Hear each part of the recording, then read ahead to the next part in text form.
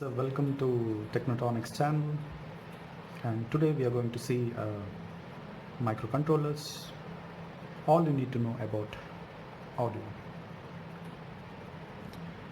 Today I'll explain you the basics about this development board, or basically it is a microcontroller, or we call it as a development board because this is a microcontroller Atmega 328, and it is an open source platform where you can integrate many number of applications, and you can sequentially control applications over here.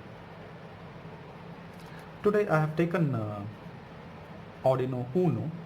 So like this, there are different boards which are manufactured by a company called as Adruino. It's basically from Italy. So there is Adruino Mega, Adruino Uno, and after this there are smaller development boards called as Adruino Nano, and then comes Adruino Mini or Pro. So as I said, there are different types of boards, development boards. This one is Adruino Uno, there is Mega. So depending on your application and voltages, you can have different types of boards as per your choice.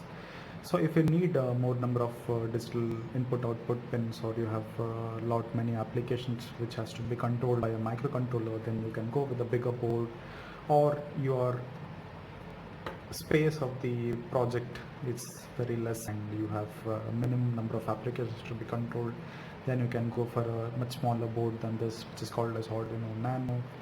So let us come to the basics of this. So I have picked the Adruino Uno, so what this board can do and why it is used for. So using this board you can control many applications. That is, you can do different projects on your own. So it is an open source program, open source board which runs on a program which is input from here using a cable like this. So that is how you load the program into the board. So let us see the different parts of this. So as I said, you can incorporate various different applications, like you can control a motor. So you can control different applications like RFIDs, Bluetooth. So how the board does this? So what are the basic elements of this particular board? So this Adruino is called as, so to control different applications you need a controller. So here is the controller. This is the controller Atmega 328 chip. So this same chip you can find in different varieties of Adruino, Mega, Nano, and so on. So this is the main controlling part. This is the person who is doing the sequential operation based on the programs or instructions which are given to this. So based on instructions which are fed into this chip, various operations can be controlled. So as I said, the microcontroller can perform various operations based on various sequence and instructions which are coming from the program. So where does the program get stored in this board? So the program which you are going to load with the help of this type of cable into this, the program is basically a C program, and that gets stored, gets converted into serial, and then the binary form will be stored in this particular chip where you can see here. So the clones of these types of boards, you can see there is a chip here, and there is one more Atmel chip which is 16U2. You cannot find that chip in this board, but there is a replacement of that particular chip here which is called as CH340. So this is doing the same function as that particular chip, Atmega 16U2.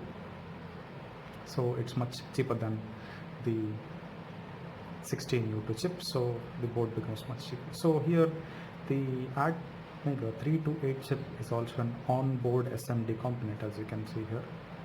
So now let us come to the various parts of the Arduino. So here you can see this is the power section of the Arduino. So these are the various digital input output pins, and these are the various analog pins. So most interesting thing about this Arduino is, so the digital pins which we can see here can be used for both giving a signal into the controller or sending out signal to various applications from the controller, depending on the program which you're going to write. So these pins are multifunctional.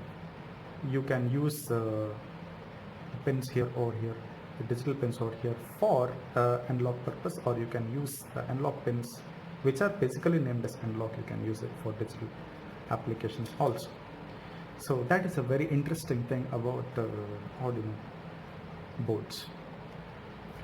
So here you have, as you can see, you have pin numbers 0, 1, 2, 3, 4 and so on up till 13.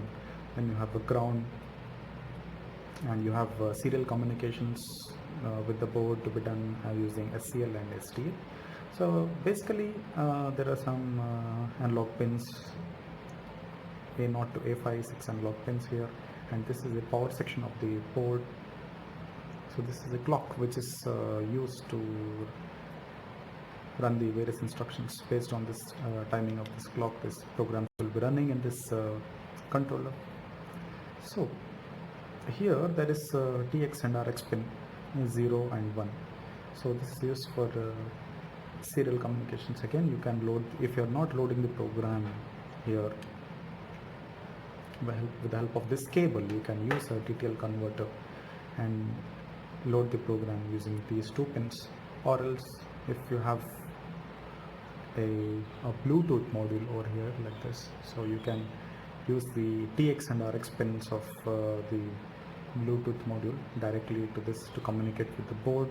But to be noted that both things won't work simultaneously. So when you're loading the program into the board, you have to unplug this from the TX-RX, or you have to unplug this Bluetooth, then only you have to load the program. Or for the Bluetooth applications, you can make any other pins for TX as TX and RX using software serial library. So you have various digital pins over here, the analog, and these are multifunctional. As you can see, digital pins, if you can see here, there is negation symbol over pin numbers 3, 5, 6, 9, 10, 11. So this can be used for a PWM, as a PWM controller, so to control the speed of motors. So you can control the motors using this controller with the help of a motor driver like this. This is L298 N motor driver. So it is a H bridge motor driver. So you can basically use taking out this digital signals from here. You can control the directions of motor, that is clockwise and anti-clockwise, or using this PWM pins you can use the you can control the speed of the motors, but for that you need this particular driver. So analog pins can give an analog output, or they can take some analog input from various different sensors like IR sensors or ultrasonic sensors and so on. So this section is the, as you can see, this is the power section. So either you can give an voltage, input voltage of 7 to 12 volt, which the Arduino board can handle. Through this regulator, it again gets converted into 5 volt, and it will be 5 volt common here.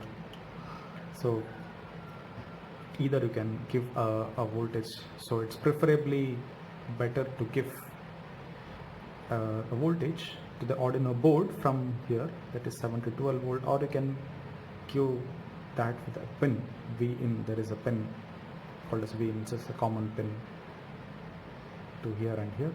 So you can give voltage, input voltage from here, or input voltage from the Vin to power this board. So to control other applications, you need external power supply like this motor driver.